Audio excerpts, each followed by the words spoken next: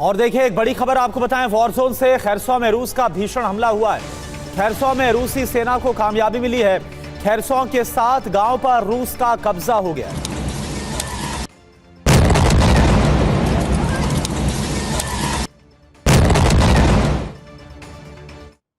Zelensky Tomahawk के बदले drone देने का ऑफर लेकर वॉशिंगटन पहुंचे थे, लेकिन ट्रंप ने यह ऑफर ठुकरा दिया। ट्रंप टॉमहॉक मिसाइल देने से इंकार कर चुके हैं। ऐसे में अब ज़ेलेंस्की ने इन्हीं ड्रोन्स के दम पर रूस को दहलाने का फैसला कर लिया है। ज़ेलेंस्की के आदेश पर यूक्रेन की ड्रोन ब्रिगेड लगातार बड़े हमले कर रही है। यूक्रेनी ड्रोन ब्रिगेड के टारगेट पर रूस की तेल रिफाइनरियां हैं। इसे लॉन्ग रेंज हथियार हासिल करने के लिए ज़ेलेंस्की का आखिरी प्रयास माना जा रहा है। कैसे, आप देखिए इस रिपोर्ट। रूस के प्रांतों में यूक्रेन के ड्रोन भीषण तबाही मचा रहे हैं।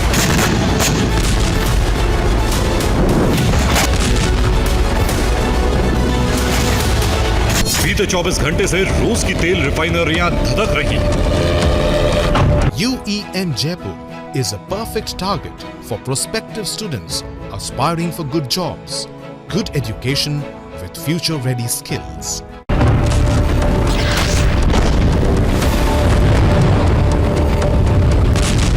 गैस प्लांट्स में खतरे के अलर्ट सायरन बज रहे हैं।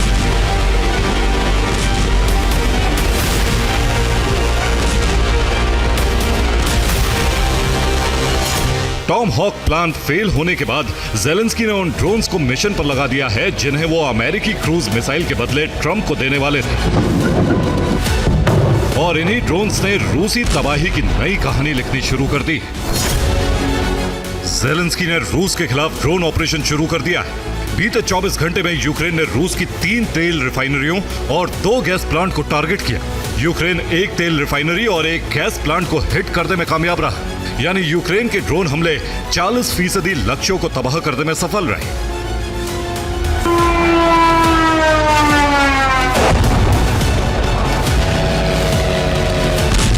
बीती रात यूक्रेन ने समारा में मौजूद तेल रिफाइनरी पर ड्रोन अटैक किया। रिफाइनरी से करीब 3 ड्रोन बैक टू बैक टकराए, जिसके बाद जबरदस्त धमाका देखा गया।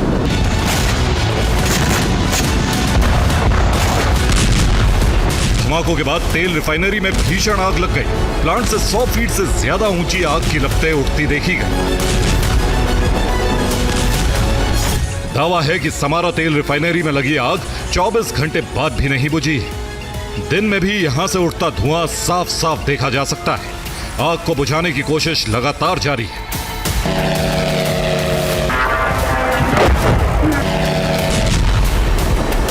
यूक्रेनी ड्रोन्स के निशाने पर ऑरेनबर्ग गैस प्लांट भी था।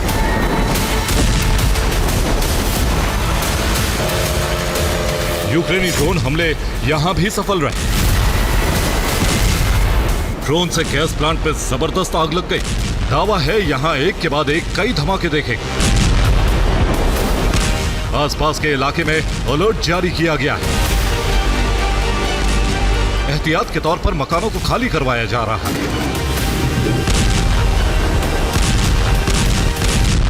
यूक्रेन ने रूस पर 2 बड़े हमले किए हैं। पहला हमला ऑरेनबर्ग में मौजूद गैस प्लांट पर किया। यह प्लांट यूक्रेन बॉर्डर से 1200 किलोमीटर दूर है। दूसरा हमला बॉर्डर से 1000 किलोमीटर दूर समारा में किया। यहां यूक्रेन ने ड्रोन से तेल रिफाइनरी को टारगेट किया। दावा है कि रूस की समारा में मौजूद तेल रिफाइनरी बीते 24 घंटे से धधक रही है। ड्रोन हमले की वजह से रिफाइनरी के प्रमुख हिस्से में आग लग गई है और इसके बाद यहां तेल उत्पादन ठप हो गया। समारा रिफाइनरी में सालाना 8.8 मिलियन टन यानी रोजाना 1,77,000 बैरल तेल का उत्पादन होता था और इस रिफाइनरी में होने वाला तेल उत्पादन रूस की कुल जरूरत का 3.1% था। ऑरेनबर्ग गैस प्लांट भी रूस के लिए बेहद अहम है। यह गैसप्रॉम कंपनी का सबसे बड़ा प्लांट है। हमले के बाद प्लांट के परिसर में भीषण आग लग गई और इससे प्लांट का कुछ हिस्सा भी प्रभावित हुआ है। यहां सालाना 35 अरब क्यूबिक मीटर गैस का उत्पादन होता है।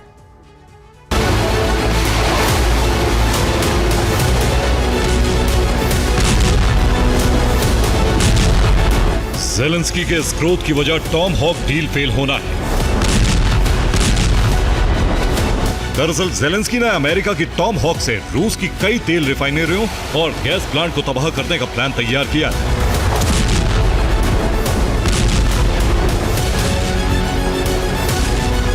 लेकिन वॉशिंगटन दौरे के दौरान ट्रंप ने टॉम हॉक देने से इनकार कर दिया।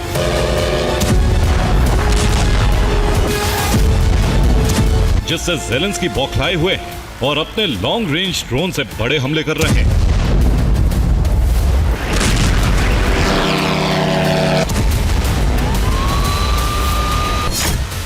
दावा है कि जेलेंस्की ने ट्रंप को टॉम हॉक के बदले यूक्रेनी ड्रोन देने का ऑफर दिया।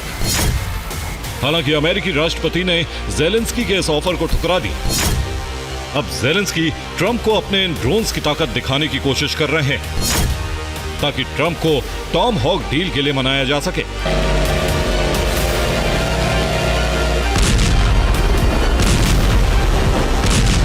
कुछ रिपोर्ट्स की माने तो जेलेंस्की ने अब भी टॉम हॉक मिलने की उम्मीद नहीं छोड़ी।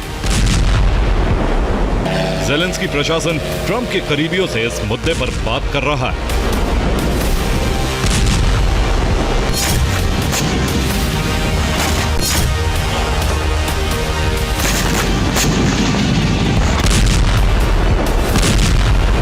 जेलेंस्की ने एक इंटरव्यू में कहा, हम हमलों के लिए लंबी दूरी के ड्रोन इस्तेमाल करते हैं। हमारे ड्रोन पूरी तरह से यूक्रेन निर्मित है, लेकिन रूस ईरान का इस्तेमाल कर रहा है। उसके पास उत्तर कोरिया की मिसाइलें हैं। ऐसे में हमें लंबी दूरी की टॉम हॉक की जरूरत है। यह अच्छी बात है, राष्ट्रपति ने ना नहीं किया, लेकिन उन्होंने अभी तक हां भी नहीं कहा है।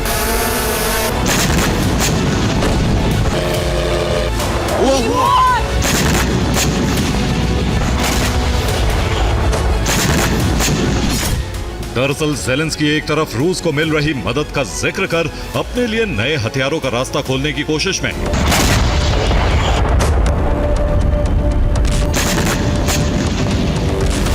तो वहीं दूसरी तरफ अपने ड्रोन्स की ताकत दिखाकर यह साबित करना चाहते हैं कि अगर उन्हें लंबी दूरी की मिसाइलें मिलती हैं तो वह जंग को 180 डिग्री बदल सकते हैं।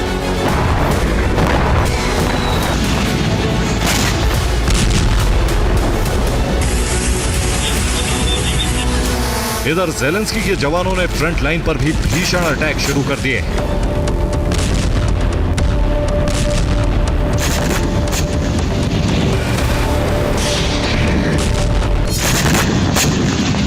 यूक्रेन ने डोनेस्क में MiG-29 जेट से एयर अटैक किया। रूसी ठिकाने पर GBU-62 बम गिराए गए। सूमी की फ्रंट लाइन पर भी यूक्रेन ने भीषण हमले किए। रूस की कई आर्टिलरी को तबाह कर दिया गया। पोक्रोवस्क के पास यूक्रेन ने रूसी ठिकानों को हाइमार्स रॉकेट लॉन्चर से टारगेट कर तबाह कर दिया। खार्किव में एक घर में छिपे रूसी सैनिकों पर ड्रोन से बम गिराए गए, जिसमें 17 रूसी सैनिकों की मौत हो गई। यूक्रेन के इन हमलों में फ्रंट लाइन पर रूस को जबरदस्त नुकसान पहुंचने की खबर।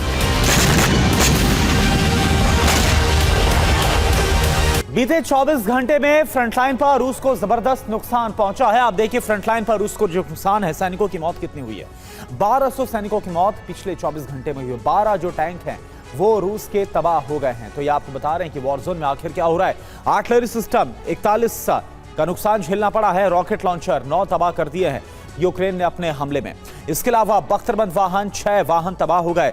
ड्रोन हेड क्वार्टर 2 तबाह कर दिए हैं बीते 24 घंटे में यूक्रेन ने अपने हमले में। तो यह हम आपको दिखा रहे हैं वो आंकड़ा जो कि नुकसान झेलना पड़ा है रूस को बीते 24 घंटे में वॉर जोन में। जेलेंस्की के लिए अमेरिका को अपने पाले में पूरी तरह लाना बेहद जरूरी है, क्योंकि अमेरिका के बिना यूक्रेन का जंग में टिक पाना बेहद मुश्किल है।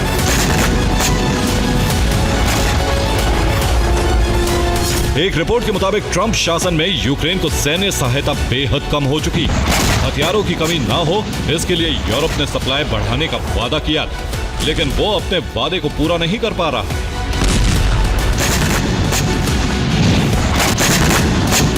यूरोप ने $4 बिलियन के हथियार प्रति माह देने का वादा किया था, लेकिन वो महज $2.07 बिलियन के हथियार ही सप्लाई कर पा रहा है। ऐसे में ज़ेलेंस्की अब अपने ड्रोन्स की ताकत दिखाकर ट्रंप को प्रभावित करने की कोशिश में, ताकि ड्रोन्स के बदले अमेरिका से नए हथियारों की सप्लाई ले सके। हालांकि ज़ेलेंस्की की यह कोशिश इस जंग को और ज्यादा भड़काएगी। Bureau report, TV9 Bharatvarsh.